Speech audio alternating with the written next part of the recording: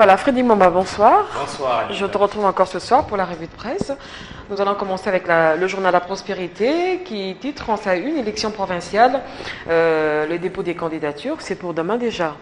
La consoeur qui nous indique, Anita, là où s'est fait les dépôts des candidatures pour les élections provinciales, affirme que les candidats aux élections locales doivent encore prendre leur mal en patience. Les bureaux de réception et de traitement des candidatures de la CENI ne seront ouverts que pour les candidats aux élections provinciales. Ils ont 20 jours à dater de demain, mercredi 15 avril, pour retirer et déposer leur dossier des candidatures. La semaine du 6 mai sera consacrée à des correctifs. Et nous allons passer au deuxième journal, le Africa Connection, je crois, qui parle des Nations Unies qui salue la désignation des membres du CNDH. L'hebdomadaire Africa Connection fait remarquer que dans un communiqué publié samedi à Kinshasa, Martin Kobler, représentant spécial du secrétaire général des Nations Unies en RDC, a estimé que la mise en place d'une institution nationale de protection des droits de l'homme est un élément important de la création d'un système efficace de promotion et de protection des droits humains accessibles à toutes les femmes et tous les hommes en République démocratique du Congo. Et cette affaire sur les fosses communes, Forum des As, y revient. Après 421 personnes, le journal annonce que 315 personnes sont déjà recensées à la morgue de Mamaïemo.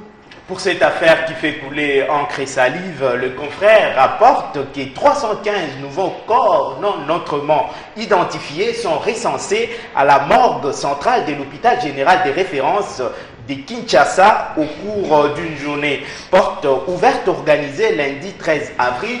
Les directeurs de la morgue, Anakle Ngemba, affirment qu'en ce moment, sur les 100% des dépouilles entreposées dans les chambres froides de l'ex-Mamaïemo, 82% des corps sont identifiés, 8% constituent des morts nés, 2% d'indigents, 6% abandonnés et 2% non identifiés. Commentaire du quotidien, l'état des lieux intervient à la suite d'une polémique provoquée par la récente découverte d'une fosse commune à Maluku et qui alimente la chronique. Et le phare, bien sûr, abonde dans le même sens, mais lui joue à un jeu de mots, tombe ou fosse commune, le dossier reste ouvert. Les phares nous livrent plutôt la position du ministre de la Justice, Alexis Thambwe Mwamba, en précisant qu'il a confirmé avoir instruit les procureurs généraux de la République d'ouvrir une enquête sur l'affaire sous examen avec la participation de l'auditorat général et du Bureau conjoint des Nations Unies aux droits de l'homme. Au confrère de poursuivre qu'il a indiqué que toutes les dispositions étaient prises pour faire éclater la vérité. Des révélations troublantes, enfin, avec le journal L'Intelligent qui annonce que Kinga Kati 2 a déçu. Selon les tri hebdomadaires L'Intelligent qui nous dévoile bien entendu ces révélations troublantes, l'enjeu électoral donne l'insomnie aux membres de la majorité présidentielle. Chacun veut connaître son sort ou trouver l'argent pour les élections. Comment s'y prendre devant l'opposition et surtout au moment où l'autorité morale n'est pas candidat à la présidentielle. Voilà autant de questions qui deviennent des inquiétudes pour certains et chantage pour d'autres. Face à tout cela, l'opinion pense que Joseph Kabila devrait réagir et vite pour sauver sa plateforme, Anita. Voilà, merci Freddy Moma pour cette revue de presse. Merci. Je te retrouve lundi prochain. Tout à fait. Ce journal est fini. Merci de l'avoir suivi. Moi, je vous retrouve lundi prochain et le mardi. Demain, vous retrouvez mon confrère Joseph Kamanga pour une autre édition. D'ici là, portez-vous bien. Et allez déférer devant la justice en vue de répondre à leur acte. Joss Mbia pour le reportage. Cela fait exactement un mois, jour pour jour, depuis que les activistes du mouvement citoyen Filimbi ont été arrêtés. Jonas Tchombela, coordonnateur de la nouvelle société civile congolaise, en appelle à la bonne foi du gouvernement congolais pour leur relaxation sans condition. Nous associons à ces compatriotes qui exigent la libération, à défaut de les libérer, les déférer devant la justice de notre pays. Donc ils ne sont pas seulement les trois qui sont à Kinshasa, et ils sont aussi à Goma.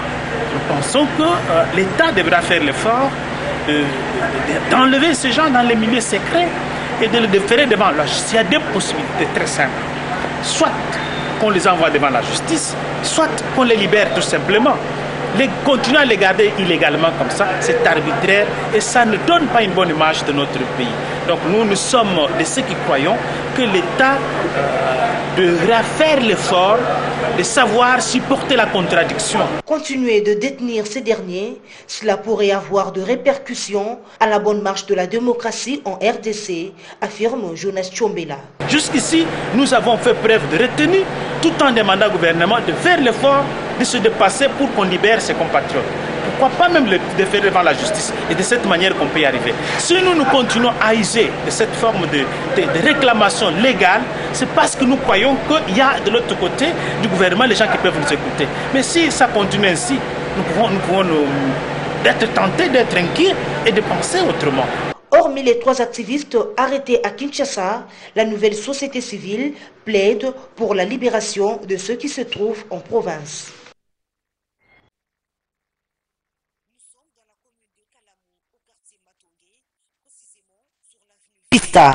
Ici, la population est confrontée au problème d'électricité qui du reste occasionne l'insécurité, d'où cet appel lancé à l'endroit des autorités compétentes.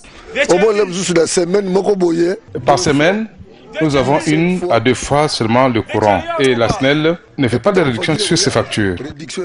Actuellement, nous avons un problème sérieux du courant. Ça n'arrive que la nuit et il est très faible. En plus, congélateur, écoutez, ça l'a raté.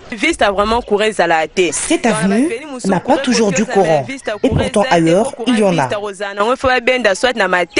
Certaines victimes des actes de barbarie causés par ce manque de courant n'ont pas pu s'exprimer de peur de représailles de la part de ces malfrats qui profitent de l'obscurité.